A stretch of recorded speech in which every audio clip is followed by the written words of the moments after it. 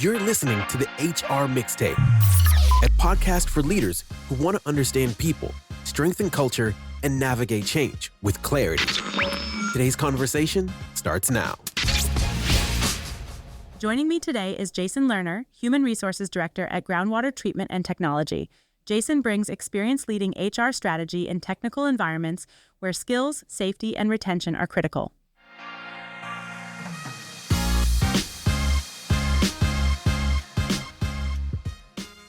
Jason, thank you so much for jumping on the podcast with me today. Good morning, Shari. It's a pleasure to be here with you. So thank you. So I'd love to start with this question to just kind of tee up our audience. Maybe share a little bit about yourself and your background and how you got into the space that you're in right now. Sure. I have a little bit of a non-traditional background. I started out in sales in the beginning of my career and then pivoted into childcare for 20 years. I worked in the childcare space, actually owned 5 childcare centers of my own, family owned. I ran that for a little over 20 years.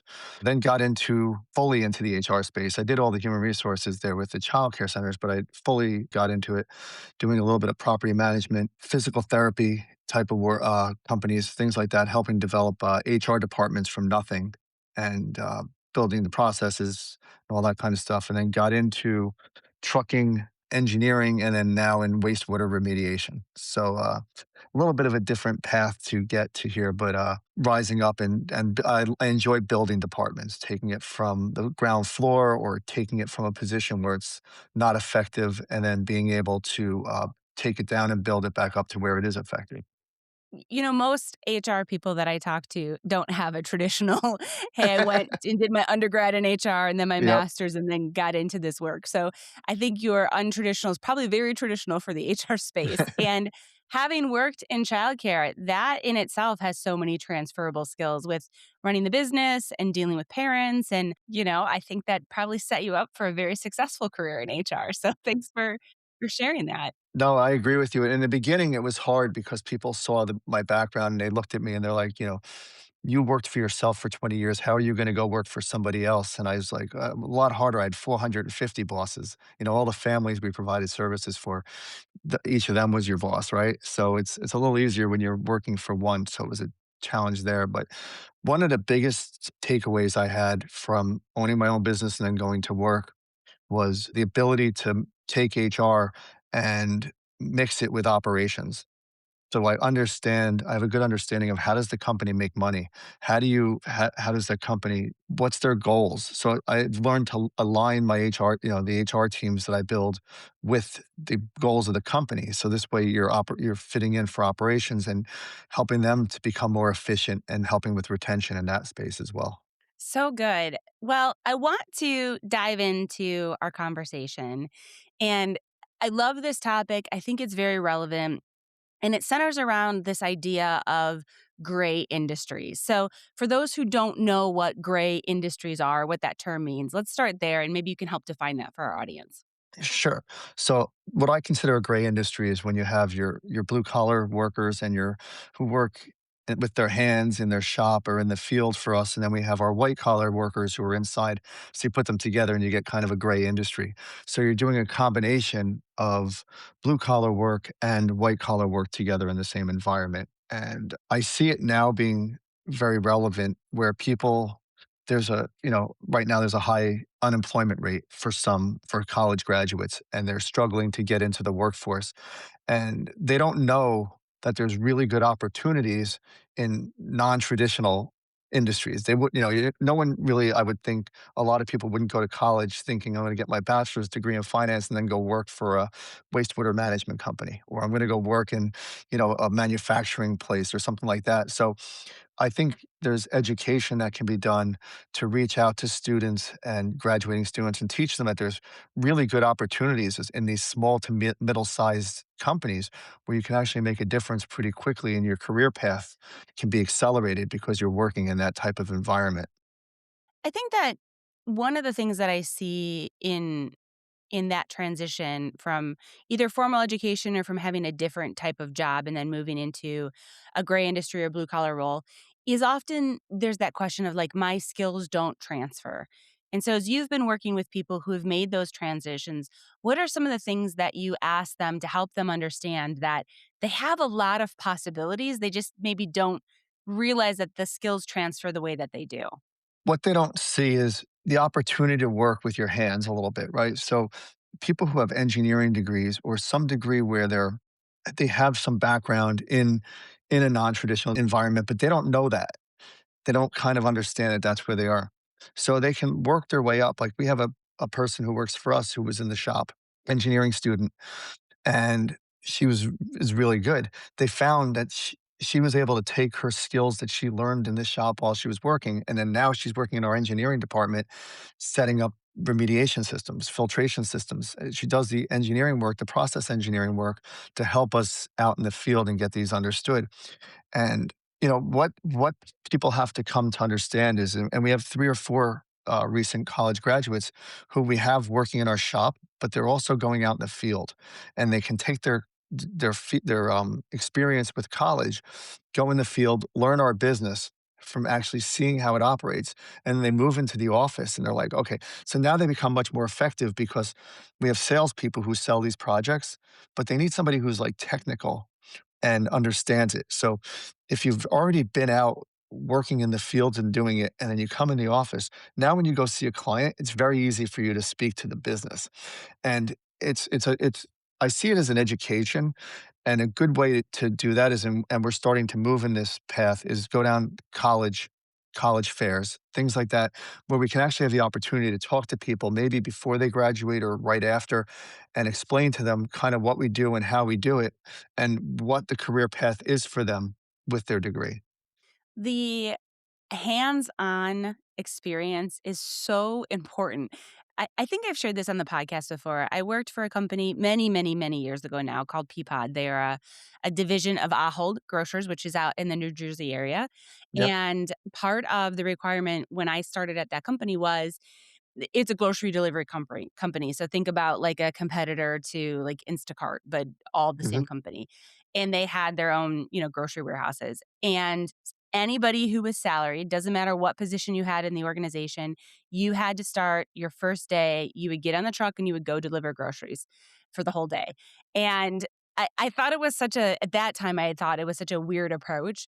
But as I got into my role in that organization, which was in training and development, it gave me a completely different perspective on creating training opportunities for the employees because I really knew the complexities of the role that they had and what skills we could leverage and what types of things that would help them develop or move to the next level.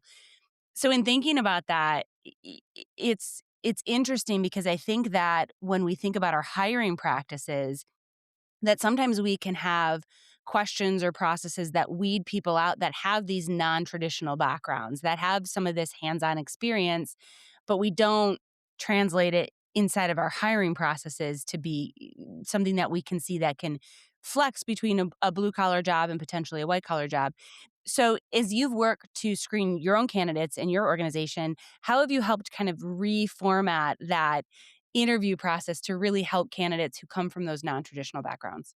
You know, I love that question because it's not normal. So I'm going to say this right, pretty quickly. It's not for everybody. There's a lot of people who don't maybe want to do this or won't do it, fit into it the right way, right? One of the things you look at is, what do people like to do when they're not working? Like a question I'll always ask is, what do you like to do? What do you love? What's your enjoyment?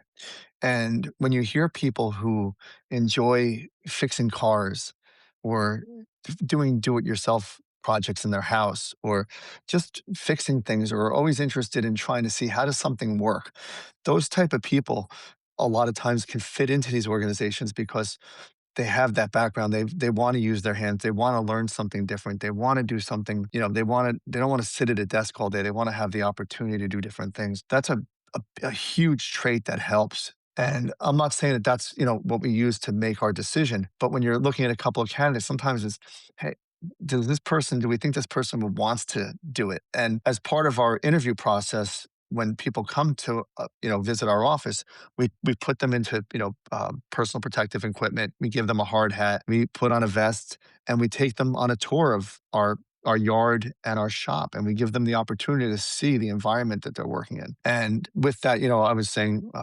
we have our building is a 200-year-old building, and our office is inside of a working quarry. So it's a non-traditional workplace, but when people come in, and it's not even that the hobbies help, but like you want to see what their face and how they react to being in that environment. And some people really enjoy it and don't know that they have the opportunity to do that. And that's where I think that the disconnect is. There's a We don't know how to necessarily find these candidates, but these candidates also don't know how to find us, right? So it's kind of a, is it the chicken before the egg kind of thing? But that's why I said earlier, we're looking at college fairs, things like that. But there's also people who are in transition, who got laid off or lost their job, who are looking for something they wouldn't think to look in this industry, or they're targeting bigger companies and they don't see the value in a small to mid-sized company and the ability to make a change and then move up there as well. So it's not always just college students, it's also people in transition or just looking for something a little bit more active than what they're used to as well.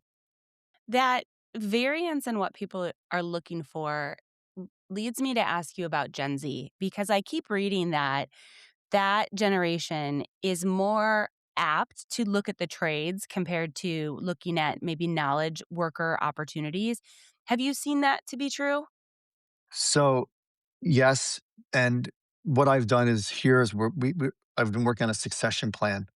And part of that succession plan is we have some people here who've been here. I mean, the average tenure at this company is almost 10 years. So there's a lot of institutional knowledge that's here. And nobody's thought about how do you continue on that institutional knowledge. And this is where we're looking at Gen Z and trying to bring them in to understand it. One of the things Gen Z gets a little bit of a rap. I have two kids that are Gen Z, so I totally get it. But you need to understand they always want to learn something, and they want to see very quickly where the growth is for them. They don't have the patience to kind of wait it out and see. They want to see, how am I going to grow? Where am I going to grow? And then how quickly does it happen? And in a small mid-sized company like this is a perfect opportunity for them. They can come in, you work in the field, you learn what we do, and you very quickly can move up to an internal position because you already have the math skills or the other engineering skills that you need in order to be successful in those positions. That's so interesting to me as you've thought about that, because it does sound like you have a very good defined path for them. And we hear that in other places too, that, Gen Z definitely wants that clear path to Yep. promotion. And it's not I haven't found that they come across that they are deserving of it, like it should be automatic. It's more, I just wanted clarity and how I get there. So, how have you coached your managers to make that transition between supporting blue collar employees and supporting white collar employees without creating the us them mentality, right? We can see that in blue collar and white collar. We can also see that in hybrid environments where you have fully remote and fully on site employees. So, how have you managed that? That's I love it because actually was on a meeting this morning. We were doing exactly that. We're trying to get the sales department to talk more to the operations, right? Because they're out there selling the products and services, and then operations has to catch up to them.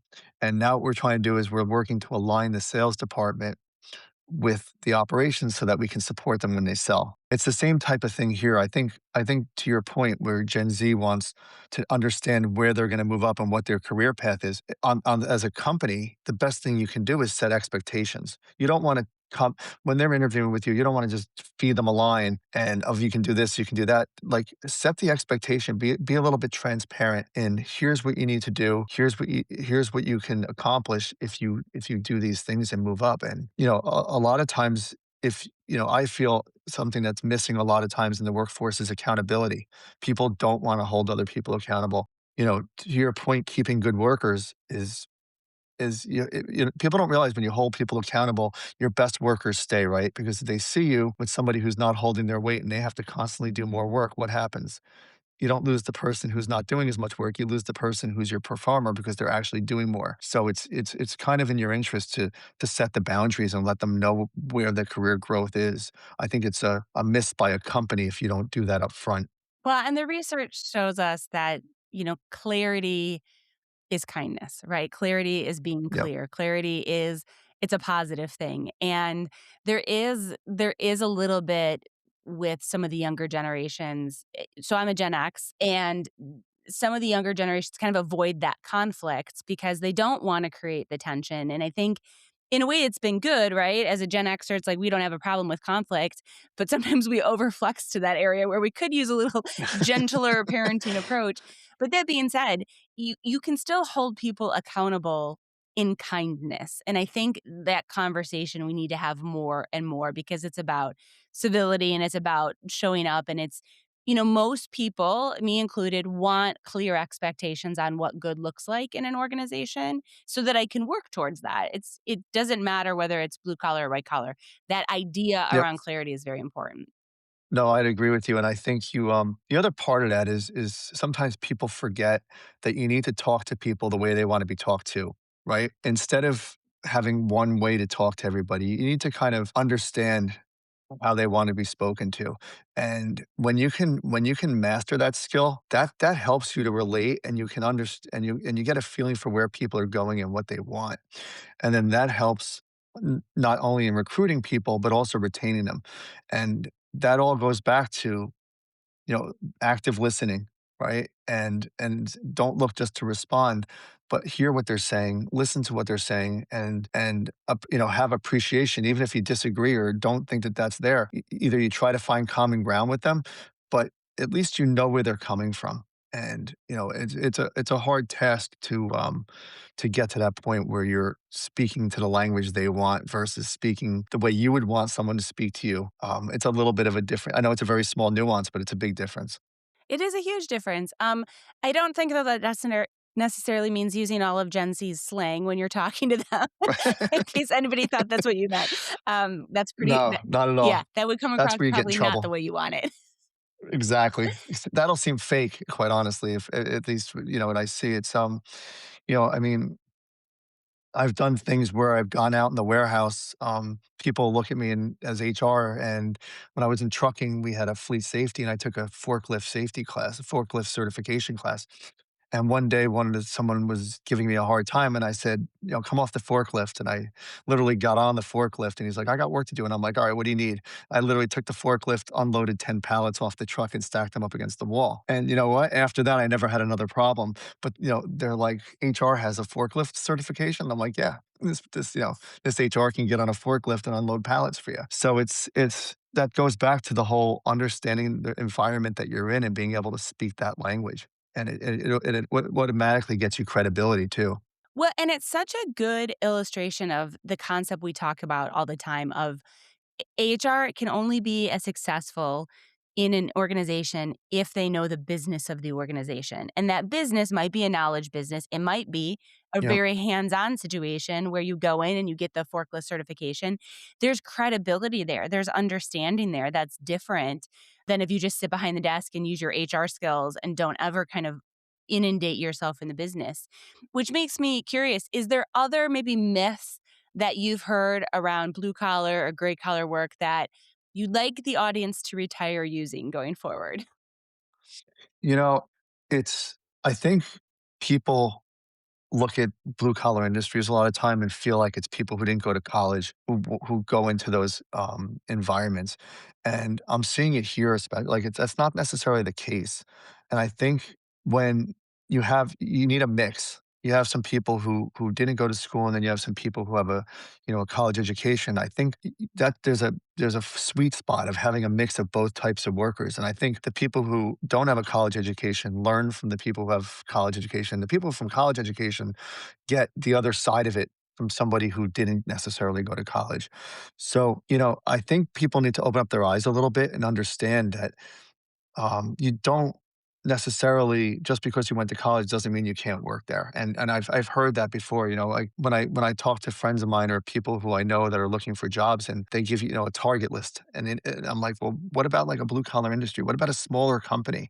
You're talking about giant companies on your list. What about some small to mid sized companies? There's a lot more opportunities there. There's a lot more of a place to make a difference. You might get hired at one job, but you're really going to have like two or three, and it's because it's a more nimble type of environment, and you can change things pretty quickly. And I think that that's a but those are a couple of the big myths I see, is that you can't blue collar and white collar don't really exist together. And I'd like to see people see, there is that merging and it turns into a gray industry. Jason, what a great last thought for us to leave on. It's so much for us to take away and think about when it comes to really embracing the ideas around blue and gray industries and the work that you're doing and that HR practitioners in that space are doing. So thanks for sitting down and chatting with me for a few minutes about this. No, thank you, Shari, for the time. I appreciate it. This was a great experience. So thank you.